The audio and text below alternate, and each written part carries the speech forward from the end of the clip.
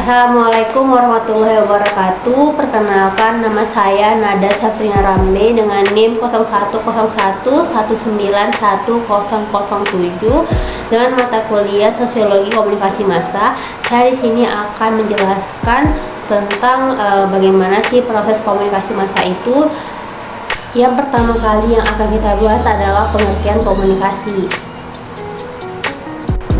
Menurut Brelson dan Steiner, komunikasi itu merupakan tindakan dan proses penyampaian informasi, ide-ide, konsep dengan menggunakan simbol-simbol, grafik, dan gambar. Nah, konsep komunikasi ini memuat hal-hal penting.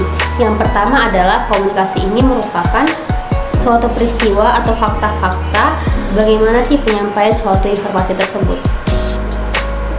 Lalu yang kedua adalah komunikasi ini adalah menghubungkan satu individu dengan individu yang lain, kelompok dengan kelompok, individu dengan kelompok. Yang ketiga, komunikasi ini akan membentuk suatu wujud dan bentuk yang berbeda pula. Yang menentukan bentuk dan wujud komunikasi itu ada beberapa macam. Yang pertama, pihak yang terlibat dalam komunikasi, isi pesan yang disampaikan, dan bagaimana cara melakukannya, serta ruang lingkup dari komunikasi itu sendiri. Yang kedua, pengertian komunikasi massa. Komunikasi massa merupakan proses penyampaian pesan yang ditujukan kepada khalayak dengan menggunakan media massa. Media massa di sini yaitu saluran ataupun perantara yang digunakan seseorang untuk menyampaikan pesan kepada khalayak.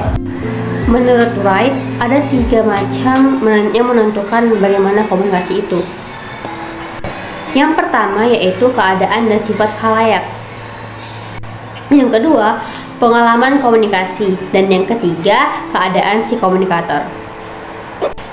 Menurut Mike Weil, komunikasi itu mempunyai beberapa karakteristik, yaitu yang pertama, komunikasi itu membutuhkan organisasi yang formal untuk kebutuhan operasionalnya yang bersifat kompleks. Yang kedua, komunikasi massa itu ditujukan kepada khalayak luas dengan menggunakan media massa. Yang ketiga, komunikasi massa itu bersifat publik, yang artinya apa yang disampaikan itu ditujukan kepada publik, kepada khalayak ramai. Lalu selanjutnya, komunikasi massa itu ditujukan kepada masyarakat yang heterogen. Maksud dari heterogen di sini adalah di mana masyarakatnya itu yang berbeda-beda dari segi ras, suku, dan sebagainya. Selanjutnya, media massa yang digunakan ini bersifat simultan dengan jumlah kapasitas yang sangat besar. Dalam komunikasi massa, hubungan antara si komunikator dan si komunikannya ini bersifat impersonal, yang artinya si komunikator ini menyampaikan pesan ini kepada si komunikan yang tidak diketahui komunikannya itu seperti apa, yang maksudnya di sini adalah anonim. Dan yang terakhir, khalayak komunikasi massa ini bersifat unik karena dia ini bersifat heterogen dan juga memang sangat-sangat unik dalam kompleksitas hubungannya. Selanjutnya, kita akan membahas mengenai komunikasi massa dan masyarakatnya. Nah, dalam hidup manusia pasti membutuhkan orang lain.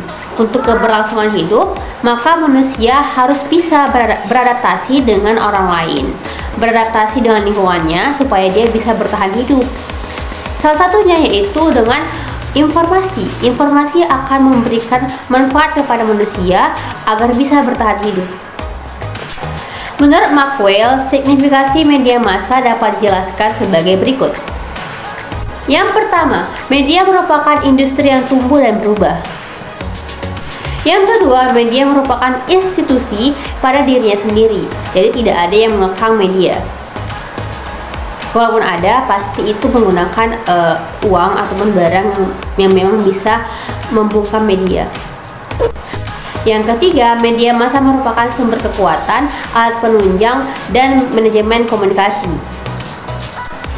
Lalu selanjutnya, media menyediakan arena tempat pertunjukan atau peristiwa kehidupan manusia untuk dipertontonkan atau dipentaskan. Lalu, media sering dijadikan sebagai lokasi pengembangan budaya.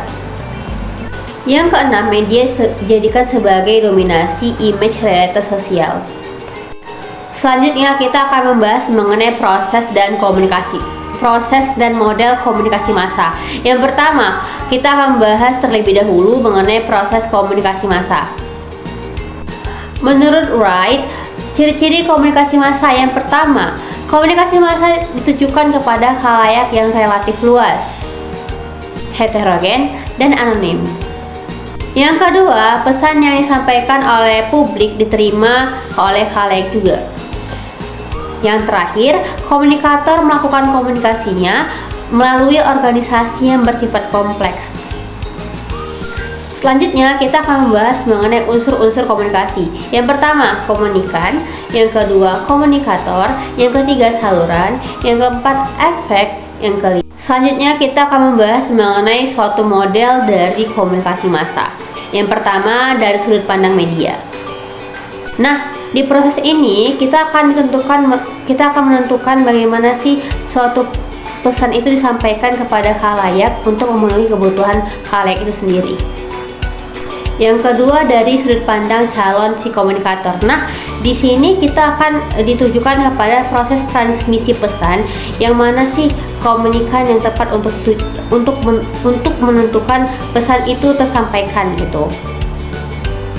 Yang ketiga, dari khalayak itu sendiri. Nah, si khalayak ini bisa menentukan pesan-pesan ataupun informasi mana sih yang cocok untuk kebutuhan mereka sendiri. Selanjutnya kita akan membahas mengenai implikasi komunikasi massa. Yang pertama, kita akan membahas bagaimana sih implikasi komunikasi massa pada masyarakat. Yang pertama itu, komunikasi ini tidak bersifat distinktif, dalam artian tidak terorganisir. Yang kedua, masyarakat dalam proses komunikasinya ini saling berpartisipasi untuk kemajuan ataupun kelancaran si komunikasi ini gitu. Yang ketiga, informasi yang disampaikan dalam masyarakat itu mengikuti hierarki sosial. Yang terakhir, kita akan membahas mengenai komunikasi massa dan seorang individu. Menurut Maxwell, ada perbedaan mendasar dalam terjadinya komunikasi massa dengan individu itu sendiri. Yang pertama yaitu perbedaan dari hal partisipan. Nah, kalau komunikasi massa ini partisipannya bersifat kolektif, artinya berkumpul, sedangkan individu ini komunikasi massanya itu bersifat individualis ataupun sendiri-sendiri. Yang kedua, ada interposisi dari jenis-jenis media yang ditujukan kepada khalayak. Terima kasih, mungkin ini saja yang dapat saya sampaikan. Lebih kurangnya saya mohon maaf.